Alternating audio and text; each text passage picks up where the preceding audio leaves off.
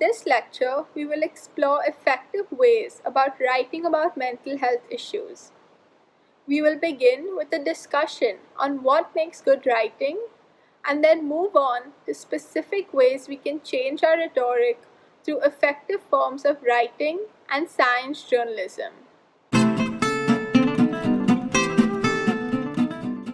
Good writing communicates an idea clearly and effectively with style and elegance.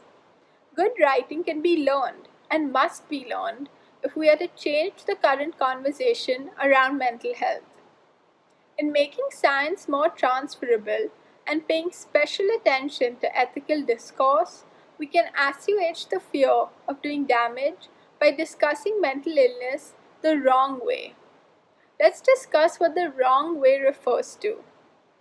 Mental health terminology is often used in a trivializing manner. We often apply biomedical labels to all forms of mental illness, regardless of someone's comfort level, and we forget to separate the people from the problem. Think of your own example of mental illness being discussed the wrong way. We may be engaging in a cultural transition and talking more openly, but that doesn't mean we know how to. We need to frame issues and construct messages in a way people can hear them, understand them, and act on them. Consider some principles of effective writing. Translate complex ideas into simple, not vague language. Use the active voice. Avoid unnecessary jargon, acronyms, words. Beware of distance between the subject and main verb of the sentence. Use strong verbs. Eliminate negatives. Eliminate superfluous uses of there is or there are. Omit needless prepositions. Omit problematic labeling. Here is an example of a classic academic writing. These findings imply that the rates of ascorbate radical production and its recycling via dehydroascorbate reductases to replenish the ascorbate pool are equivalent at the lower irradiance, but not equivalent at higher irradiance, with the rate of ascorbate radical production exceeding its recycling back to ascorbate. Is the sentence easy to understand? And is it written to inform or to obscure? Here is an example of a possible rewrite. These findings imply that at low irradiation, ascorbate radicals are produced and recycled at the same time, but at high irradiation, they are produced faster than they can be recycled back to ascorbate. In eliminating unnecessary words, writing will appear cleaner and ultimately more functional. Be vigilant and ruthless when crafting your sentences. Fight forming a connection with your words so it is easier to remove them, to the difficulties inherent in biological research. This can be written as, this paper reviews cancer biology study design using examples that illustrate specific challenges and solutions. Here is another example of cut the clutter. As it is well known, increased athletic activity has been related to a profile of lower cardiovascular risk, lower blood pressure levels, and improved muscular and cardiorespiratory performance. This can be written as, increased athletic activity is associated with lower blood pressure and improves fitness. Consider these common examples of deadweight words and phrases, unnecessary uses of jargon and acronyms, repetitive words, and adverbial excess. Deadweight phrases such as it is well known, as it has been shown, it can be regarded that, it should be emphasized that, and repetitive words such as study/examples, illustrate/demonstrate, challenges or difficulties, successful solutions. Examples of adverbial excess include very, really, quite, basically, generally, etc. Consider substituting these common wordy phrases for their more concise equivalents. A majority of, or most, a number of, many, are of the same opinion, agree, less frequently occurring, rare, all three of, the three, give rise to, cause, due to the fact, because, have an effect, affect. In eliminating negatives, you can eliminate the reader's confusion. She was not often right can be written as she was usually wrong. She did not want to perform the experiment incorrectly can be written as she wanted to perform the experiment correctly. They did not believe the drug was harmful can be written as they believed the drug was safe. Rephrasing sentences without there is and there are strengthens the subject as the actor of the sentence. There are many physicists who like to write can be written as many physicists like to write.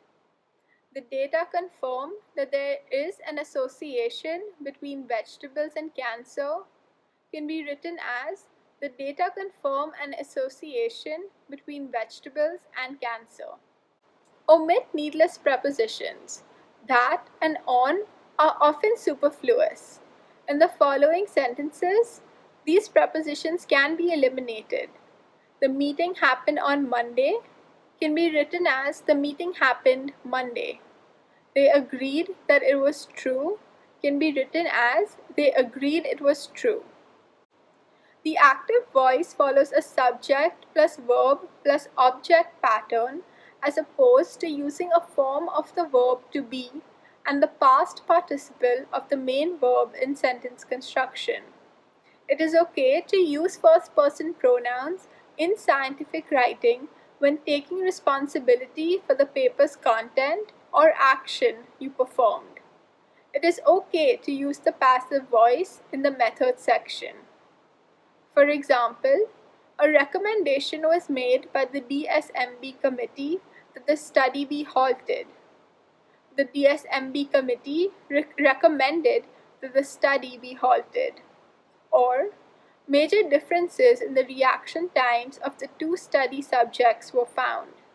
We observed major differences in the reaction times of the two study subjects. Avoid turning verbs into nouns and bearing the main verb.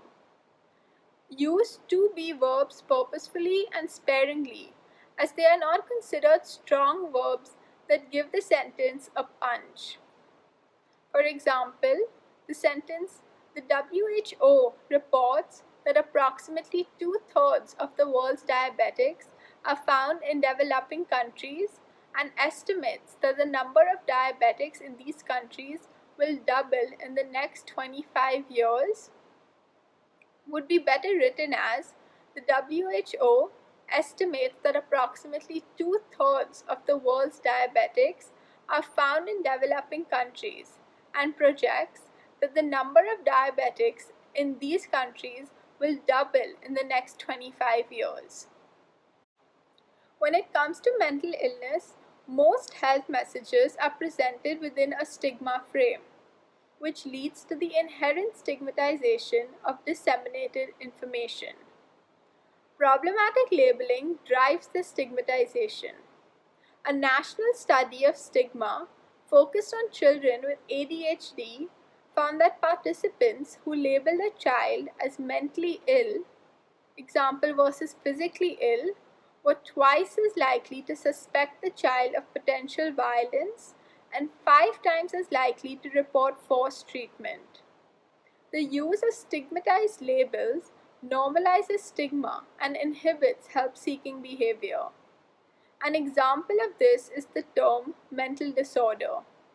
We can avoid this by paying close attention to word choice and using the model of stigma communication. Here are some common grammar mistakes in scientific writing. Data are, not data is. The word data is plural. Affect versus effect. Affect is the verb to influence, while effect is the noun form of this influence. Affect can also be a noun, meaning displayed emotion. Compared to versus compared with. Compared to is used to point out similarities between different things. Compared with is used to point out differences between similar things. Compared with is used more often in science. That versus which. That is the restrictive or essential pronoun, while which is the non-restrictive, non-essential pronoun. Singular antecedents. Do not use they or their when the subject is singular. To avoid gender choice, turn to a plural subject. Displayed on the board are 3 examples. Pause the video and take some time to rewrite them on your own. Here are some possible rewrites. For number 1, anti-inflammatory drugs may protect against Alzheimer's disease. Number 2, clinical seizures occur in 0.5 to 2.3% of newborns. And number 3, an IQ test measures an individual's verbal, reasoning, or motor and spatial abilities.